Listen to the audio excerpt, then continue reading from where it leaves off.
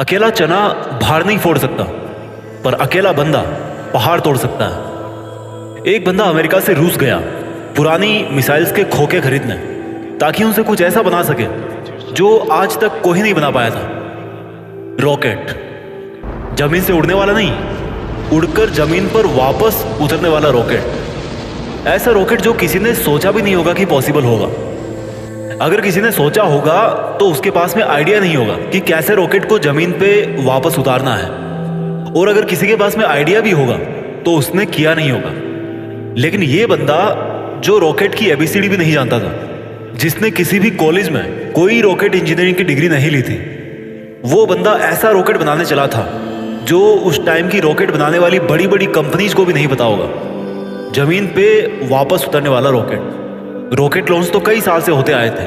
कोई रॉकेट को लैंड करके दिखाए तो उसको बोलेंगे रियल दुनिया का रियल आयरन मैन। इस बंदे से रूस वालों ने जरूरत से ज्यादा पैसे मांगे। यहां तक कि कहा जाता है कि रूस में जो इस बंदे की मीटिंग हुई थी वहां की कमेटी के साथ में, उस मीटिंग में उस बंदे का बहुत मजाक उड़ाया गया। यहां तक कि उसके मुंह पे थूका भी गया, ये भी कहा जाता है। और इसको कहा गया कि तेरे पास पैसे तो है नहीं और तू आ गया मिसाइल खरीदने।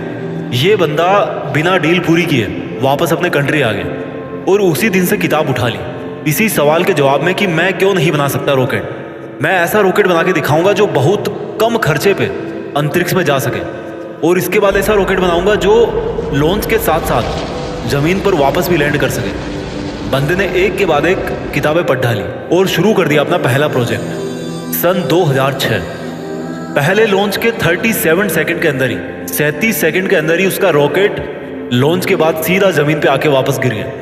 और ये गिरना ऐसा था कि उस रॉकेट के टुकड़े टुकड़े हो गए। प्रोजेक्ट फेल हो गया। बंदा 4 साल से इस पे काम कर रहा था। 2002 से उसने काम शुरू किया था। 2006 में उसका पहला प्रोजेक्ट फेल हो गया। पैसों का बहुत नुकसान हो गया। बंदे ने फिर सवाल ढूंढने की कोशिश करी कि यार कहाँ कमी रह गई, रॉकेट लॉन्च क्यों नहीं हो पाया। 1 साल बाद फिर से रॉकेट लॉन्च किया, फिर से वही हुआ, मिशन फेल्ड, रॉकेट क्रैश, पैसों का भारी नुकसान। फिर 1 साल बाद तीसरी कोशिश करी और फिर वही हुआ, मिशन फेल्ड, रॉकेट क्रैश, पैसों का भारी नुकसान। एक के बाद एक करके 3 बार इसके प्रोजेक्ट फेल हो गए। अब इस बंदे के पास में है ना, बड़ी मुश्किल से केवल 1 को रॉकेट जितने पैसे बचे थे, या उतने भी नहीं बचे थे कह लो। जितने अच्छे अच्छे इंजीनियर थे ना इस बंदे के पास में, वो सब इसको छोड़ करके वापस चले गए। लेकिन इस बंदे में इतना जुनून था, इतना होमवर्क इसने कर रखा था कि इसने सोचा कि यार एक बार वो ट्राई करते हैं। लेकिन इसके पास में इतने पैसे नहीं थे कि ये अच्छे इंजीनियर्स को हायर कर सके, और ये घटिया इंजीनियर्स को रखना नहीं चाहता था। तो इसने डिसाइड किया कि जब मैंने इतनी पढ़ाई कर रखी है तो क्यों ना इस बार प्रोजेक्ट का चीफ इंजीनियर मैं ही बन जाऊं। वो बंदा खुद चीफ इंजीनियर था जिसने रॉकेट साइंस की कोई इंजीनियरिंग डिग्री नहीं ले रखी थी। बड़ी अजीब सी बात थी, बहुत रिस्की काम था ये। पैसों का पहले ही भारी नुकसान हो चुका था। लेकिन इस बंदे की हिम्मत का नुकसान कोई नहीं कर पाया। पूरी जान चौथी कोशिश में लगा दी, और उसके बाद में कुछ ऐसा हुआ ना जो आज तक कोई नहीं कर पाया। पूरी दुनिया ने एक नजारा देखा। दुनिया का सबसे कम बजट में उड़ने वाला रॉकेट सफलतापूर्वक लॉन्च हो चुका था। साइंस की दुनिया में ऐसी घटना पहली बार नहीं हुई थी, लेकिन इतने कम बजट के अंदर किसी रॉकेट को लॉन्च करना पहली बार हुआ था। ऐसा करके दिखाया उस बंदे ने जिसको किसी ने रॉकेट बनाना नहीं सिखाया। इस बंदे की कंपनी को आज दुनिया स्पेस एक्स के नाम से जानती है, और इसके रॉकेट में इतनी जान है ना कि नासा भी अपने कई सैटेलाइट स्पेस एक्स के जरिए अंतरिक्ष में भेजती है। जब इस बंदे के 3 फेल्ड लॉन्च के बाद में चौथा लॉन्च सफल हुआ ना, तो सफल होते ही नासा ने कहा कि भाई हमें यानी कि नासा वालों को चाहिए तुम्हारा ये रॉकेट। और सक्सेसफुल लॉन्च के 2-4 महीनों के अंदर ही डील पक्की भी हो गई, क्योंकि इसके पहले नासा का बहुत खर्चा होता था सैटेलाइट्स को लॉन्च करने में। लेकिन ये बंदा यहीं पे नहीं रुकने वाला था। बोला कि ऐसा रॉकेट बनाऊंगा अब जिसको बार बार यूज किया जा सके। आमतौर पे क्या होता है कि जब किसी सैटेलाइट को स्पेस में लॉन्च करना होता है तो वो सैटेलाइट को अंतरिक्ष में लेकर के जाता है, साथ साथ में उसको कैरी करने वाला रॉकेट भी उसके साथ में चला जाता है। वो उसको आप यूज़ नहीं कर सकते दोबारा, क्योंकि वो खत्म हो जाता है, यूज़ करने लायक वो बचता ही नहीं है। यानी कि ये बंदा ऐसा रॉकेट बनाना चाहता था जो अंतरिक्ष में जाकर के अपना काम करके सुरक्षित वापस जमीन पे आकर के लैंड हो जाए, ताकि उस रॉकेट में केवल फ्यूल भरना पड़े और फिर वो वापस स्पेस में जाने के लिए तैयार हो जाए। जब इस बंदे ने 2011 में अनाउंस किया कि मैं लैंड करने वाला रॉकेट बनाना चाहता हूँ, तो काफ़ी लोगों ने इसकी मजाक बनाई। बड़े बड़े लोगों ने कहा कि ये फालतू का काम है, क्योंकि हवाई जहाज़ तो लैंड कर सकता है, लेकिन रॉकेट को लैंड करवाना नामुमकिन है, लेकिन इस बंदे के दिमाग में नामुमकिन नाम की कोई चीज नहीं थी। इसके दिमाग में केवल जिद थी कि मैं लैंड करने वाला रॉकेट जरूर बनाऊंगा, सबको गलत साबित करके बताऊंगा। बंदे ने अगले 4 साल तक दिन रात एक कर दी, बहुत सारे फेल्ड रॉकेट टेस्ट किए। आखिरकार 2015 में पूरी दुनिया ने फिर से एक बार इस तरह का नज़ारा देखा जो वो आज तक हॉलीवुड की फिल्मों में ही देखती आई। इस बंदे ने लैंड करने वाला रॉकेट बना दिया, असंभव संभव हो गया। और ये बंदा फिर नहीं रुका, उस अंतरिक्ष में जाने वाले सैटेलाइट कैरियर रॉकेट को इसने पानी पे तैरते हुए प्लेटफॉर्म पर बड़ी एक्यूरेसी के साथ में लैंड करके दिखाया। कमाल का बंदा है। रॉकेट अंतरिक्ष में जाता है और सैटेलाइट को अर्थ की ऑर्बिट में छोड़कर 10-12 मिनट में वापस आकर के अपनी जगह पे खड़ा हो जाता है। इस बंदे को यार अगर रियल दुनिया का आयरन मैन नहीं बोलेंगे तो फिर किसको बोलेंगे और क्या बोलेंगे? ये वही बंदा था जिसने बचपन में इतनी किताबें पढ़ डाली थी कि एक समय ऐसा आया जब इसके आसपास में किताबें कम पढ़ने लग गई। लेकिन बंदे को पढ़ना था तो किताबों का स्टॉक खत्म होने के बाद में पूरा एनसाइक्लोपीडिया पढ़ डाला। ये बंदा आज दुनिया का सबसे अमीर इंसान बन चुका है। वो बंदा जिसका यह कहकर मजाक उड़ाया गया था कि तुम्हारे पास पैसे तो है नहीं, तुम आ गए मिसाइल खरीदने। आज इस बंदे की औकात इतनी बढ़ चुकी है ना कि वो वैसा कमेंट करने वाले लाखों बंदों को खरीद सकता है। ये सच है, पैसा इंसान को खरीद लेता है यार, यही सच्चाई है आज की। और ये बंदा अमीर क्यों नहीं बने? क्योंकि ये डिजर्व करता है। एलन मस्क, नाम तो सुना होगा। इस नाम में जान है, क्योंकि इस नाम के पीछे जो बंदा है ना उसके नॉलेज में जान है। कहानी यहीं पे खत्म नहीं होती। एलन मस्क ऐसे बहुत सारे काम करना चाहते हैं जो आज शायद इम्पॉसिबल लगते हैं, पर यह नहीं भूलना चाहिए कि वो लैंडिंग वाला रॉकेट भी किसी टाइम पे इम्पॉसिबल लगता था। इनके बहुत सारे ऐसे प्रोजेक्ट चल रहे हैं जिनके बारे में कोई सोच भी नहीं सकता।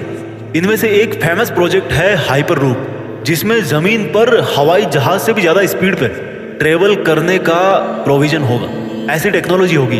अब थोड़ी सी जरूरी बात करते हैं। भारत, हमारे कंट्री में दुनिया के सबसे ज्यादा जवान लड़के और लड़कियां हैं, इतने ज्यादा कि कई देशों की टोटल पॉपुलेशन भी इतनी नहीं है। हमारे कंट्री में भी ऐसे टैलेंट की कोई कमी नहीं है। जरूरत है तो सोच को विजन देने की, विजन के लिए आइडिया जनरेट करने की और आइडिया को एक्शन में बदलने की। एलन मस्क का प्लान है कि नियर फ्यूचर में हम धरती के अलावा भी कोई ऐसी जगह ढूंढना चाहते हैं, ऐसी जगह पे अपनी बस्ती बनाना चाहते हैं जहां पर इंसान सुरक्षित रह सके। क्योंकि हो सकता है भविष्य में कोई एस्टेरॉइड धरती से टकरा जाए और धरती से मानवता ठीक उसी तरह से खत्म हो जाए जिस तरह से कई साल पहले डायनासोर धरती से चले गए थे, गायब हो गए थे। और इसलिए इनके फ्यूचर के प्रोजेक्ट में एक प्रोजेक्ट ये भी है कि मंगल ग्रह पर इंसानों की बस्ती बनाई जाए। इनका बड़ा तगड़ा है यार इनका विजन, और ऐसा विजन आज हमारे यूथ में होना बहुत जरूरी है। अगर ये बंदा कर सकता है ना तो समझ सकते हो कि इंसान का दिमाग कितना पावरफुल है, इंसान की हिम्मत कितनी पावरफुल है, इंसान की कैपेबिलिटी क्या है और इंसान के लिए क्या इम्पॉसिबल है। एलन मस्क का मानना है कि फेल होने से नहीं डरना चाहिए, क्योंकि फेल होना भी एक ऑप्शन होता है, लेकिन काम ना करना कोई ऑप्शन नहीं होता। ये खुद मानते हैं कि ये एक हफ्ते में लगभग 120 घंटे काम करते हैं। अगर 7 से डिवाइड करोगे ना तो लगभग 17 घंटे के आसपास आएंगे एक दिन में निकल के। कई बंदे तो इतना सोते होंगे। इनका कहना है कि मैं वो काम नहीं करता जो जरूरी है, मैं वो काम करता हूं जो मुझे लगता है कि मुझे करना चाहिए। इनके फंडे बड़े सिंपल है यार। ये कहते हैं कि अच्छी स्कूल और अच्छी कॉलेज में जाने से बंदा एजुकेटेड नहीं हो जाता है, क्योंकि मैं कभी भी हार्वर्ड यूनिवर्सिटी में नहीं पढ़ा, लेकिन फिर भी वहां पर पढ़ चुके कई टैलेंटेड स्टूडेंट और इंजीनियर मेरे अंडर में काम करते हैं। ये कहते हैं कि एक्स्ट्रा ऑर्डिनरी बनने का हर ऑर्डिनरी इंसान के पास में ऑप्शन रहता है। इनका यह भी कहना है कि अगर आप फेल नहीं हो रहे हो तो इसका मतलब आप लाइफ में कुछ कर ही नहीं रहे हो। हर जवान लड़के और लड़की को आज ये बात समझनी पड़ेगी कि उनको आज की डेट में क्या करना चाहिए। क्या उनको वो करना चाहिए जो उनको लगता है कि जरूरी है, या उनको वो करना चाहिए जो उनको लगता है कि उनको करना चाहिए। इंसान तब ज्यादा बेहतर कर पाता है जब उसको पता होता है कि उसको क्या करना चाहिए। एलन मस्क को किसी ने रॉकेट साइंस नहीं पढ़ाई थी, पर इनको लगा कि उनको रॉकेट साइंस पढ़नी चाहिए तो इन्होंने खुद पढ़ी, क्योंकि इनको पता था कि इनको क्या करना चाहिए।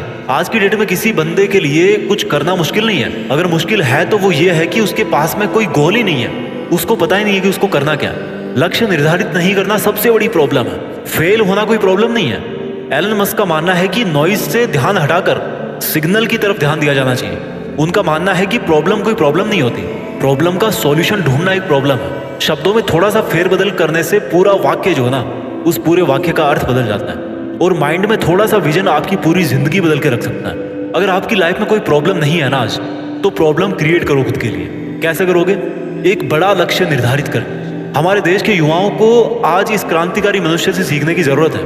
हालांकि ये भी सच है कि हमारा देश ऐसे क्रांतिकारी युवाओं से भरा पड़ा है, बस उनको अपने आप को पहचानने की जरूरत है।